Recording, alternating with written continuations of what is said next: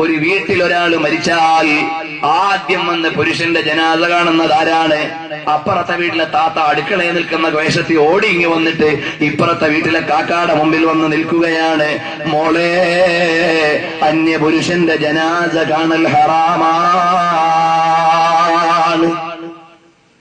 അന്യപുരുഷന്റെ ജനാസ കാണാൻ പാടില്ല, ഹറാമാണ്. അന്യ സ്ത്രീയുടെ ജനാസ കാണാൻ പാടില്ല, ഹറാമാണ്. പൊതുദർശനം എന്നത് ഇസ്ലാമിന്റെ സമ്പ്രദായമല്ല, അതിവിടുത്തെ ബഹുമത സമൂഹങ്ങൾ കൊണ്ടുവന്നൊരു കാര്യമാണ്. ഇസ്ലാമികമായി ന്യായീകരിക്കേണ്ടതല്ല. ഇസ്ലാമിൽ എവിടെ പൊതുദർശനം പറഞ്ഞത്? ഇല്ല.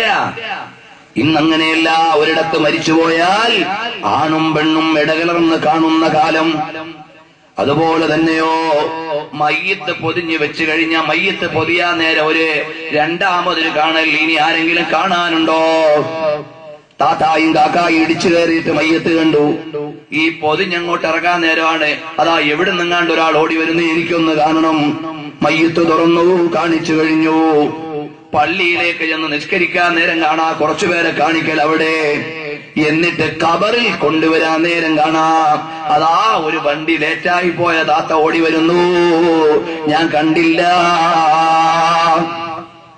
ഒരു സ്ഥലത്ത് അങ്ങനെ ഖബറിന്റെ അടുക്ക മയ്യത്ത് കൊണ്ടുവച്ചപ്പോൾ രണ്ട് താത്താമാർ ഓടി വന്നു. ഈ മയ്യത്ത് ഖബറിൽ ഇറക്കി കഴിഞ്ഞു, അവർക്ക് കാണണം. ഞാൻ ചോദിച്ചു, നിങ്ങളുടെ മയ്യത്തിന്റെ ആരാ? മോളോ, ഭാര്യയോ, പെങ്ങളോ?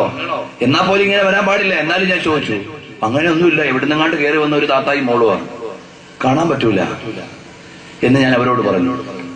മയ്യത്തിന്റെ ബന്ധുക്കളെ ചിലപ്പോൾ ഉൾക്കൊള്ളൂല. അപ്പൊ അവർ പറഞ്ഞു, ആ മുസ്ലിയാർ സമ്മതിക്കുന്നില്ല.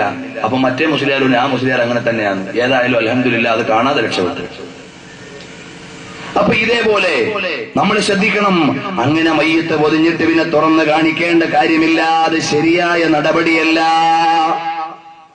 ഇന്ന് ഖബറിന്റെ അടുക്ക കൊണ്ടുവച്ചൊരു തുറക്കൽ, ഖബറിന്റെ ഉള്ളിൽ വെച്ചിട്ടൊരു തുറക്കൽ, അവിടെയും ഓടി വരുന്നുണ്ട്. ഈ ദീന് പൊളിച്ചടുക്കിയിട്ട് കയ്യും കെട്ടി നോക്കി നിൽക്കാൻ പറ്റുമോ?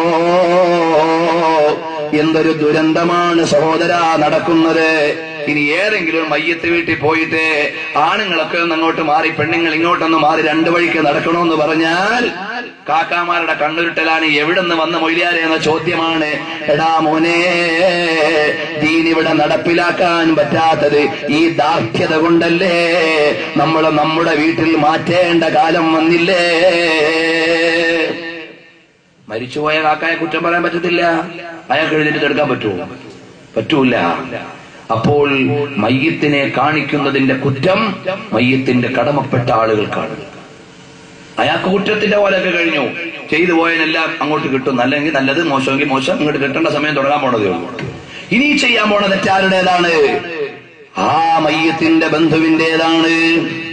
വാപ്പ മരിക്കുമ്പോ മോൻ അവിടെ നിൽക്കണം. എന്റെ വാപ്പാന്റെ ജനാസ അന്യ സ്ത്രീകൾ കാണാൻ പാടില്ലാന്ന് നിയമം പാസാക്കിയിട്ട് അവിടെ നിന്നിട്ട് വാപ്പാന്റെ ജനാസയ്ക്ക് സംരക്ഷണം കൊടുക്കണം. ഉമ്മ മരിച്ചാൽ അവിടെ നിന്നിട്ട് അന്യപുരുഷന്മാര് കാണാൻ പാടില്ലെന്ന് നിയമം പാസാക്കിയിട്ട് തടുക്കണം. അല്ലെങ്കിൽ നിങ്ങളുടെ ഉമ്മാക്കും വാപ്പാക്കും ഇതുകൊണ്ട് യാതൊരു ഗുണവും കിട്ടില്ലെന്ന് മാത്രമല്ല, ദോഷമല്ലേ അവിടെ വലിച്ചു വെക്കുന്നത്. അതിന് നിങ്ങൾ സാക്ഷിയാകല്ലേ?